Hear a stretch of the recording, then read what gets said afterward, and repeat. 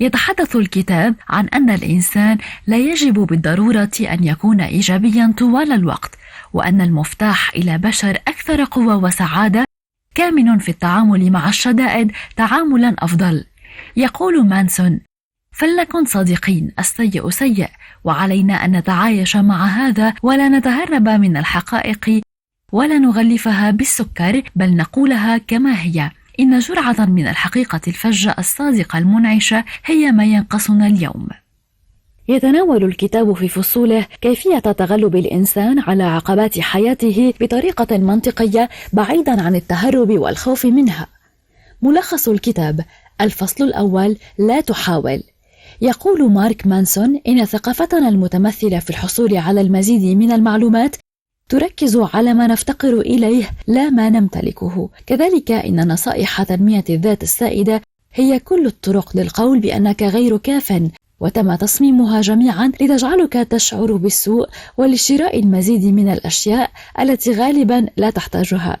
إن الرجل الواثق لا يشعر بالحاجة إلى إثبات أي شيء، فمفتاح الحياة الجيدة لا يتعلق بإعطاء مبالاة للأمور بقدر أكثر، بل الأمر يتعلق بإعطاء مبالاة بشكل أقل. أولا، وسائل التواصل الاجتماعي. يقول مارك مانسون إن وسائل التواصل الاجتماعي أبرزت ثقافة عدم الاكتفاء بالقدر الكافي. كل ما نراه هو أشخاص يحاولون إظهار مدى عظمتهم، مدى امتلاكهم لحياة أفضل، أنهم يتحدون بعضهم البعض، وعندما لا نستطيع المقارنة نتساءل ما هو الخطأ الذي نواجهه فيجعل حياتنا أقل من هؤلاء. ثانيا، قبول التجربة السلبية. يقترح المؤلف أن الرغبة في تجربة أكثر إيجابية هي في حد ذاتها تجربة سلبية، وقبول التجربة السلبية هو في حد ذاته تجربة إيجابية. إن محاولة تجنب الألم هو إعطاء الكثير من المبالاة للألم، وبدلا من ذلك عندما تصبح قادرا على إعطاء أقل قدر من المبالاة للألم تصبح حياتك أفضل. ثالثا، إعطاء أقل قدر من المبالاة.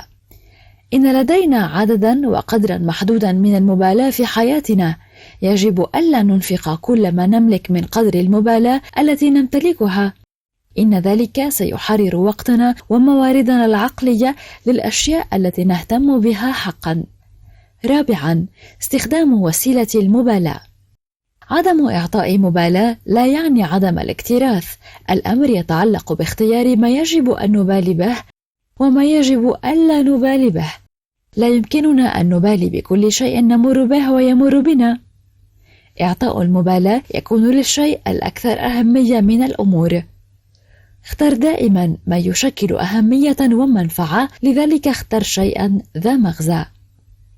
الفصل الثاني بعنوان السعادة مشكلة. يقول مارك مانسون إن السعادة ليست معادلة قابلة للحل أو شيء يمكن العمل عليه. يقترح بدلا من ذلك سؤالا مختلفا: ما هو الألم الذي تريده في حياتك؟ السعادة تأخذ قدرا من النضال وتتطلب مواجهة عددا من المشاكل. وإليكم المقصد الجميل: إذا كنت تريد المكافآت وتتجنب النضال فأنت لا تريدها، أي السعادة، بشكل جدي.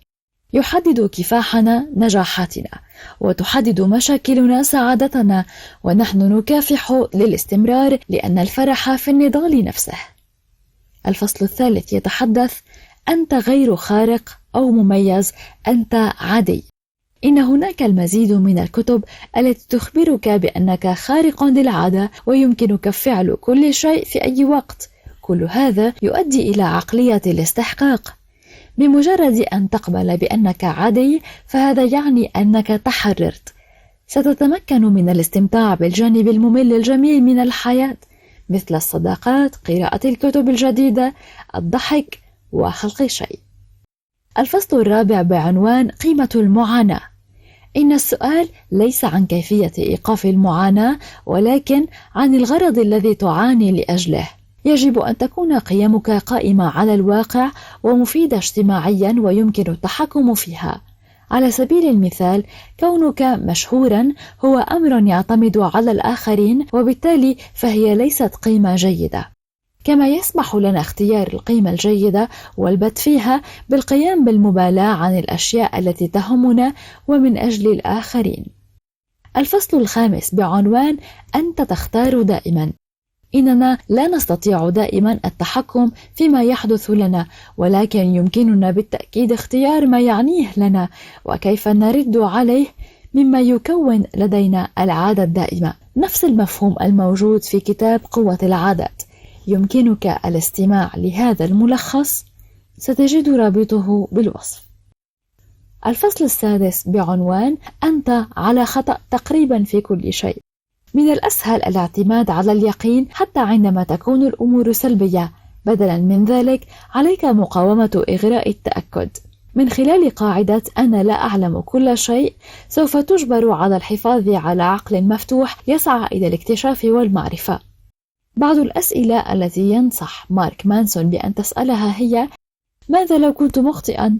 ماذا سيعني لو كنت مخطئا؟ هل سيكون من الخطأ أن أكون مخطئا؟ الفصل السابع بعنوان الفشل هو الطريق إلى الأمام. إن الإخفاقات تأتي من اختيار القيم الخاطئة، والحياة تعني الوقوع ثم الوقوف مجددا. الفصل الثامن بعنوان أهمية قول لا. إن الحرية كمفهوم في حد ذاته لا يعني شيئا.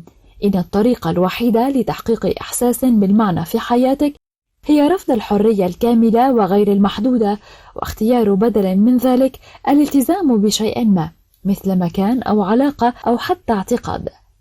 يستخدم المؤلف نفسه كمثال، فيقول أن التركيز على الكتابة فقط أعطى موقعه نجاحا أكثر مما يمكن أن يتخيله على الإطلاق.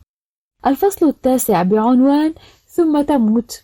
في نهاية الأمر لابد وأن تموت. الموت يخيفنا لأنها فكرة تخيفنا، نتجنب التفكير فيها أو التحدث عنها. أحيانا نعترف بها حتى عندما يحدث لشخص قريب منا. ومع ذلك نجد أن الموت هو الضوء الذي يقاس به ظل كل معنى الحياة. بدون الموت سنشعر بأن كل شيء غير منطقي، وكلها تجربة عشوائية، وكل المقاييس والقيم تصبح فجأة صفرا. هل سبق لك أن تحدثت عن الموت؟ على الأغلب لا، فنحن لا نفعل ذلك، وهناك سببان أساسيان وراء اكتشاف ذلك. أولا، رعب الموت هو القلق الوجودي العميق الذي يكمن وراء كل ما نفكر فيه أو نفعله. وثانيا، مشاريع الخلود، فالبشر لديهم نفوس جسدية وأيضا ذات مفاهيمية هي هويتنا أو كيف نرى أنفسنا. وكما نعلم أن قدرنا الجسدي هو الموت، فإننا نحاول أن نضمن ألا تنسى مفاهيمنا الذاتية. هذا هو السبب في أن الناس يحاولون جاهدين الحصول على أسمائهم على المباني والتماثيل وعلى أعمدة الكتب. الفكرة أن الناس لا يعيشون حقا لأغراض الحياة، ولكن لمشاريع الخلود، ونحن نعيش مع الرغبة في عدم الموت حقا، لذلك نحن لا نعيش حقا. الخوف من الموت يتبع الخوف من الحياة، فالرجل الذي يعيش بشكل كامل مستعد للموت في أي وقت، حسب ما يقول مارك توين.